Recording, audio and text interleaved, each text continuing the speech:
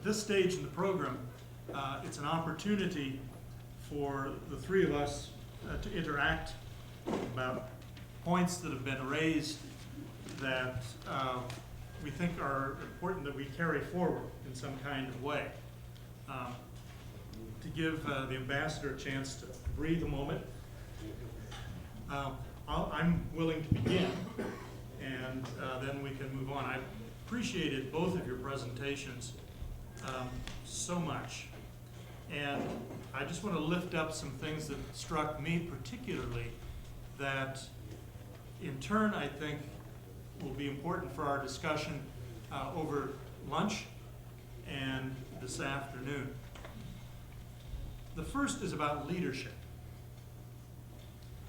One of the things I've observed in many places is the leadership that is able to kind of bring things to the tipping point is not the leadership you need after the tipping point. Leading up to the moment of change is often an act of resistance. And resistance is about organizing negative emotion. So we can all be against something, but for very, very different reasons. My image of this was the downfall of Ferdinand Marcos in the Philippines, where in the march down Edsa Avenue in 1986, you had communists and nuns arm in arm, and the nuns handing the communists their rosaries, and the communists brandishing their rosaries. They were all together in moving down. And what often happens is the leaders who successfully bring people together like this then are really not capable of moving into the next stage because it's a different set of skills. And I think both of your remarks about the negotiation, point that there's a very different set of skills needed from the skills that bring you to the point of negotiation. I think as an example where it didn't work, Lech Wałęsa in Poland, as best as I understand his story. I mean, with the Solidarity movement, he moved people forward. But when it came then to having to build coalitions, that's a whole different kind of skill. What you, Ambassador, talked about, I think, so well as an adherence to principles, but flexibility in tactics. And how do you bring people into the coalition, keep people in the coalition? That's very important. And Pat Doherty, I think you said much of the same kind of thing. A second point I'd lift up is something that Pat Doherty said as he talked about how once you get negotiations going, they have their own dynamic. And he underlined the point of process, which was something I was trying to make this morning, that if you think you know what the goal is entirely ahead of time, then that may indeed block you in the kind of flexibility you need in the process of getting there. And as I heard you say, things start to emerge that you hadn't thought of, that become important for the outcome. So that is another thing that particularly struck me. A number of other things. One, Ambassador, when you talked about how amnesty was brought into the Truth and Reconciliation process, one of the issues that has haunted many of the transitions in Latin America in the 80s, 70s, and 80s is the issue of impunity, where a kind of blanket amnesty is given, no further questions asked. And when the question comes about justice in Cuba, this is going to come up, I think, in some way again, too. What you suggested seems to me very important, that you're going to have some level of amnesty. You can't punish everyone who did something. This became very clear in Rwanda. Someone calculated the point when they had close to 100,000 people incarcerated, that to give everyone a fair trial like they were doing in Arusha, would take 425 years. Well, you can see what's wrong with that formula. And also as well, that it can so deplete all of the resources you need for nation building that you can't go forward. So there's going to be some measures of amnesty, but doing amnesty with conditions and thinking through those conditions very carefully so that those conditions are restorative, that they're an act of restorative justice, is particularly important, I believe. Connected with that, you talked about contextual forgiveness, and this is one of the big issues I run into when you talk about social forgiveness, that it can become very abstract. And what you were suggesting, at least as I heard, and I hadn't heard it said quite that way before, the case where members of the defense forces or the police would take parents to the place where their son had been buried after he had been tortured. That this becomes a mediating factor, especially then when you tie it, as you said, to the healing of the nation. But that has to be done very explicitly, as I assume you were saying there. That, when we talk about healing Cuba, to find those very concrete forms of mediation rather than just simply the big abstract thing, we believe in human rights, we do. But what does that look like concretely, and how can that capture the moral imagination of people? One final thing, because this is meant to get going into a conversation, a point you made that I was trying to work with this morning, and Pat Doherty in terms of giving us the panorama of the situation in the struggle in Northern Ireland, is the breaking down of the generalizing about the other, monoliths. You spoke of particular monolithic thinking about the enemy.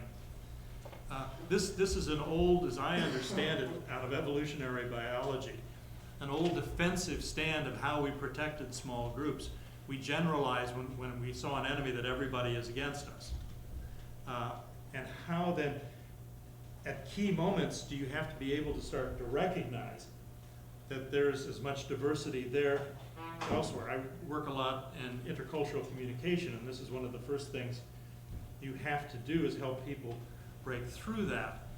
And what you said there, I think, or both of you really, pointed to that in a particular kind of way. Maybe just one final comment. The open windows do close. I remember the first time I ran into this, it was on a commission in Europe, and one of the people on our panel had just come from Moldova. This would have been about 1998. And he said the window is open to really bring Moldova into the whole picture, maybe even into the European Union, but it's not going to stay open very long. And it didn't. That it becomes important that as we see these windows open, we really take advantage and have ourselves ready to be able to take those important kinds of steps. So that's enough for me to kind of begin. Pat? Maybe I pick up on your last point about open windows closing. In 1994, when the IRA called the ceasefire, You need the microphone closer. when 1994, when the IRA called a ceasefire, you had two different responses from the two governments. The Irish government wanted to move into negotiations fairly quickly, and the British government was then under the leader John Major, the Conservative Party.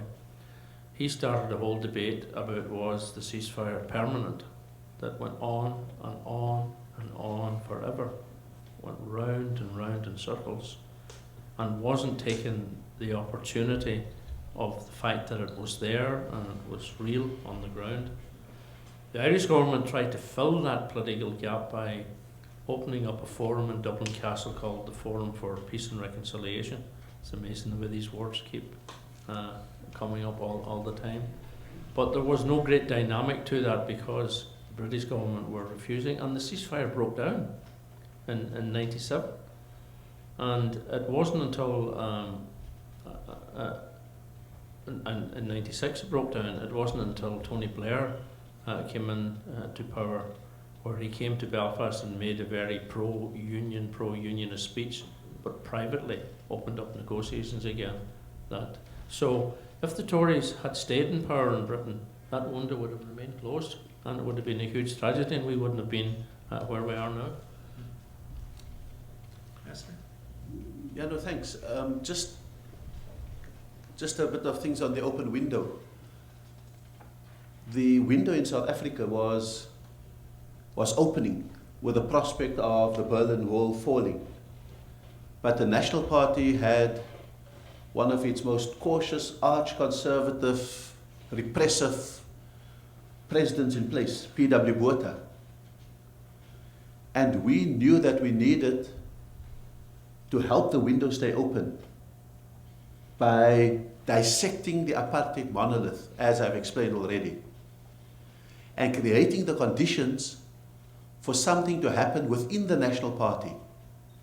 And that is where F.W. de Klerk staged the coup, not a military coup, but a intra-party coup that got rid of P.W. Botha and got the momentum going for change.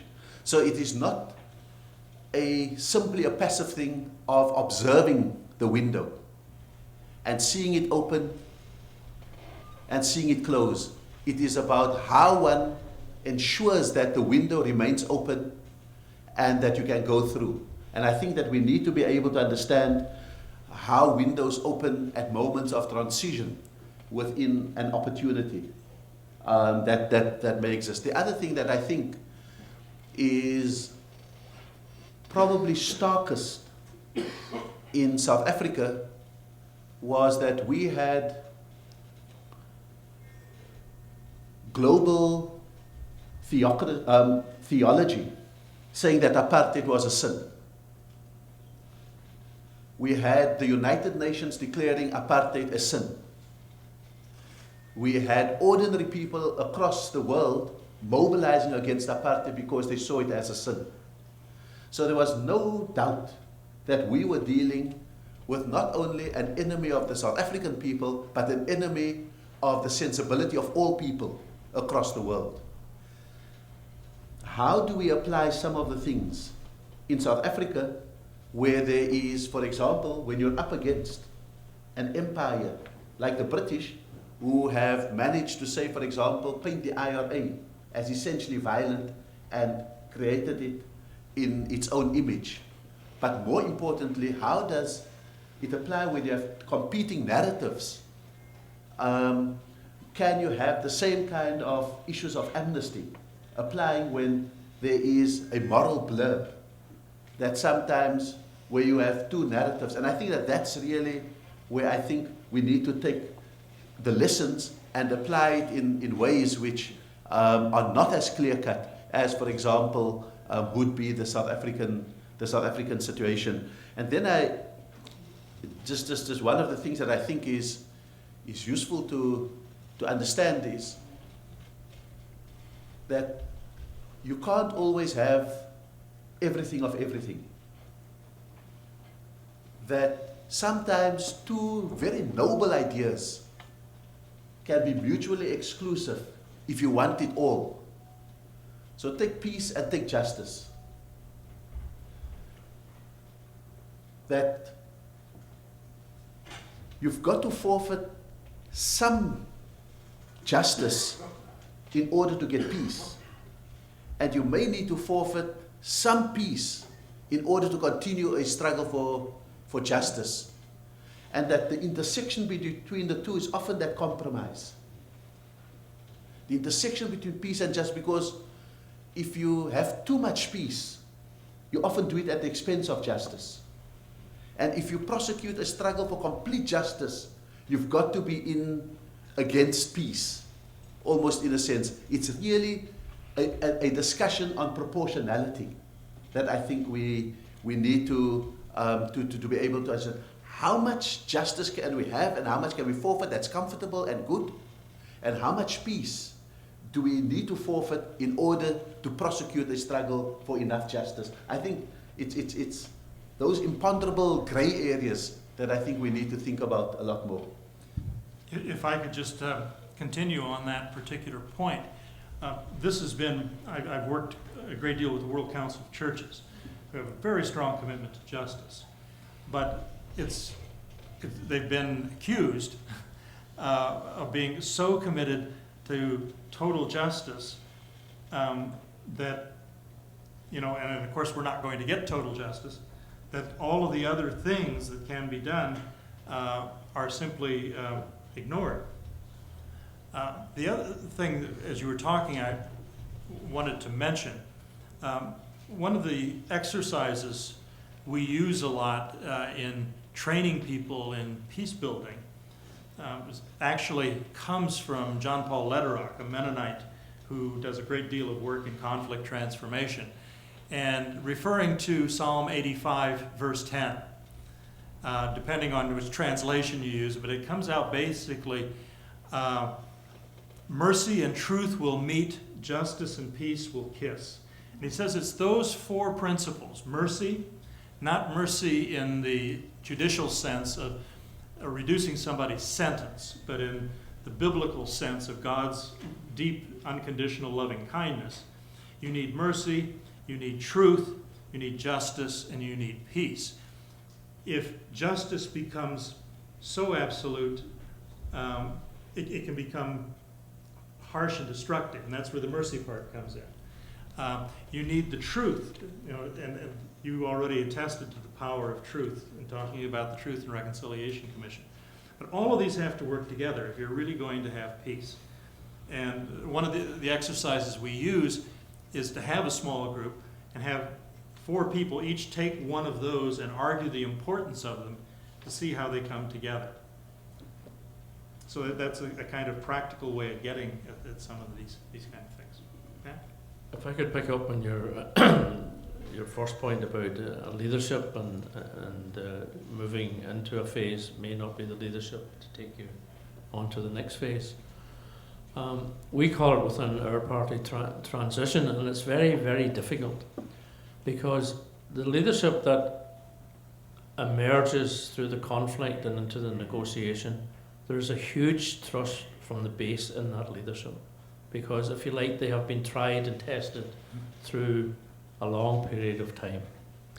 But there also has to be a recognition that we won't all live forever, and that a transition needs to happen. And in the short bio at the start, I said I was the party vice president from 88 to 2008. And the reason I stood down in 2008 was just on that point of transition.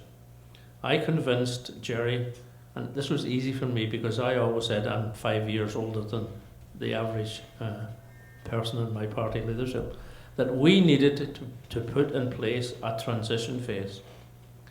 And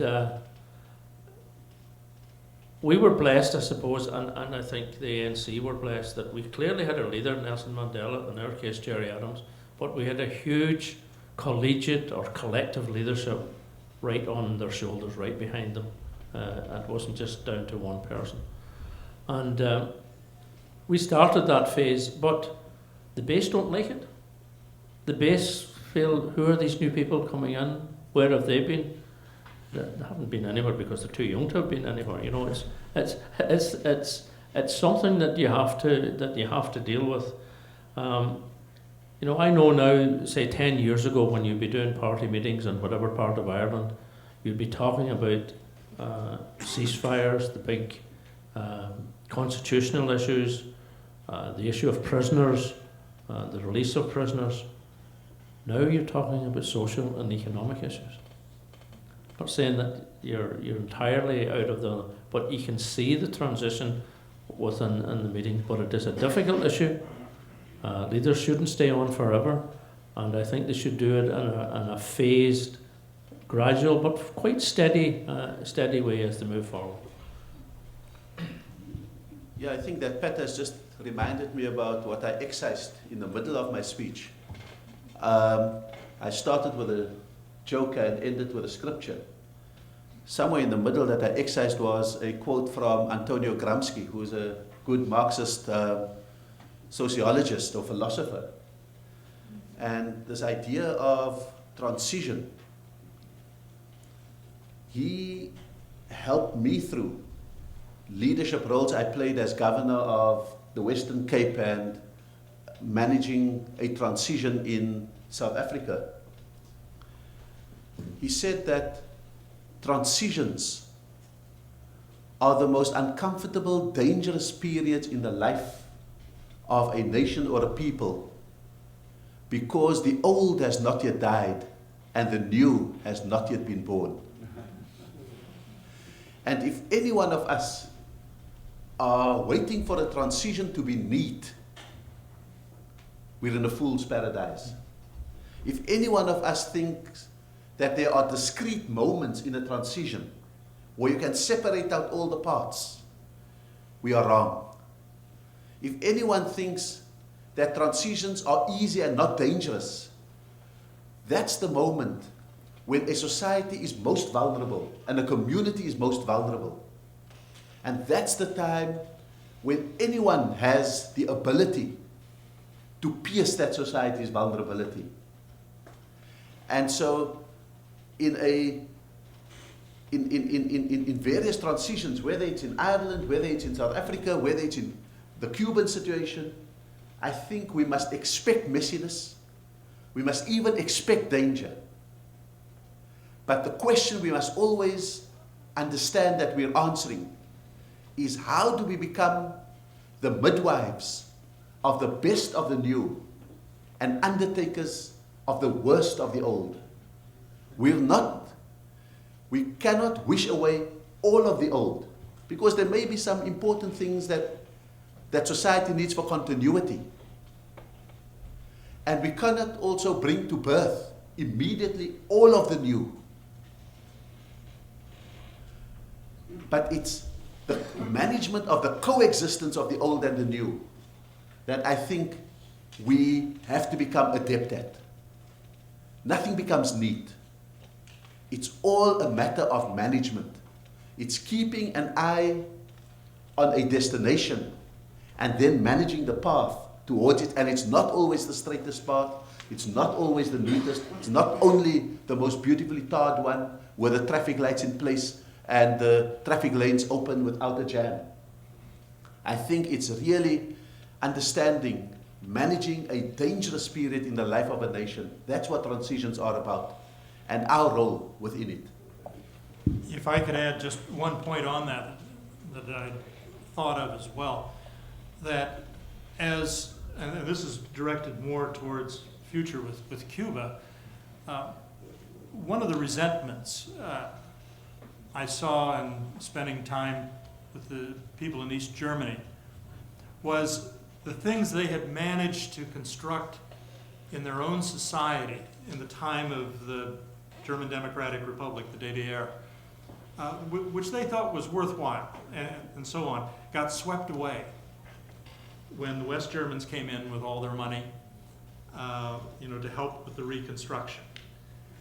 And part of it was, again, not realizing how both sides had changed in those 40 years of separation. But a sense that, we had some good things and these were simply set aside. I think it'd be important as we think about the future of Cuba, because obviously within Cuban society, they've managed to do some good things that they see, and it may not be at the high governmental level, it may be much more at the social level, that those may remain in place, not only to honor the dignity of the people who've endured through all of this, but also so that they can be active participants, continue to be active subjects in their own rebirth, if you will. Yes, go ahead. The question of dynamics. Dynamics do kick in at various stages. I suppose the three big ones that I seen in the process in the early years, there was a personal dynamic between President Bill Clinton and Jerry Adams that he came to believe that Jerry could be trusted. Then later on, I seen a personal dynamic developing between Tony Blair's chief advisor and negotiator Jonathan Phillips with Mark McGuinness, where he and they both came to realise that they could make things happen and that they wouldn't be misleading each other. And I suppose the biggest dynamic and the most public was when Ian Paisley, leader of the Democratic Unionist Party, was able to become First Minister with Mark McGuinness becoming his Deputy First Minister. These are the two polar opposites of the conflict. It became known within the media within a few months as the Chuckle Brothers, because they always seemed to be laughing when they were talking to each other, and they were. But that concept, the Chuckle Brothers, was well accepted within our community, but was hugely resented within the Unionist community. It was almost as if Ian Paisley had lost the run of himself. But there was that dynamic.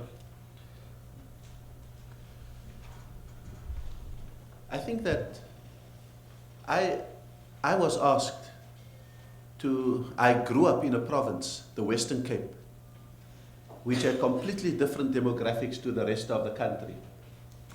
We had a overwhelming majority of people who are so-called colored. And it was the one province other than KwaZulu-Natal which had Chief Buthelezi and the Zulus largely there, which in 1994, that liberation election, voted against the ANC and voted against Nelson Mandela, and in the Western Cape voted in the National Party. And so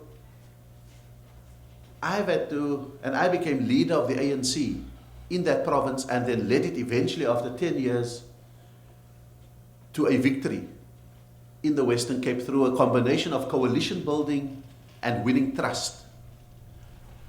But for all the elections up to that, the ANC ran on its moral authority that it was right, that it brought liberation.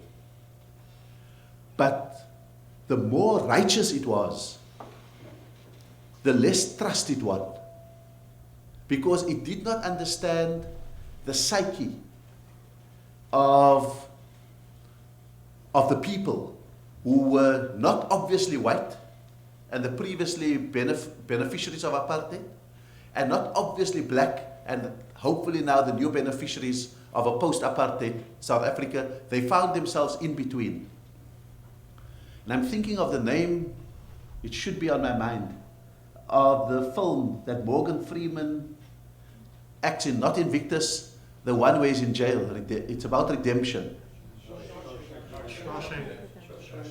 Shawshank Redemption, that's it. It was when watching that I understood what the issue was with that community, and that I think that American Cubans should understand about their brothers and sisters and the citizens of island Cuba. That there's a point at which you become institutionalized. When your reality is constructed in a particular way, like the East Germans. And the act of liberation could be an act of denigration. And I then understood in the Western Cape that the more we were going on about the virtue of Nelson Mandela and the ANC, the more we were building guilt and not acceptance. The more we were losing trust rather than gaining trust. And therefore, it was in getting into the psyche of that institutionalized community that one could reconstruct that psyche. on the basis of that trust. And I'm saying that really we could go into Cuba when it is as weak as what it is now. We could begin to be the people who bring all the benefits, all the things that we've learned in the United States of America. We'll show you the new ways, the way the world has changed and so forth. And we may miss everything that the liberated may see us differently. And Nelson Mandela became very aware of what needed to be done with this community. He went to every speech he made. He said how he chose someone from that community to be his ambassador in Washington, Franklin Son, that was in 1994. How he chose someone from that community to be his Minister of Justice. How he chose this one to be that. How he chose that one. A complete drive for affirmation. Because the affirmation, you're not affirming what they stand for. You affirm them as human beings. In order for them as human beings to have enough comfort to make the changes that may be required. I just thought that, just picking up on the GDR story, that was something that, from my own experience, that would be worth sharing. Thank you very much. I think that concludes this portion of the program. So we'll turn it over. Are there any announcements?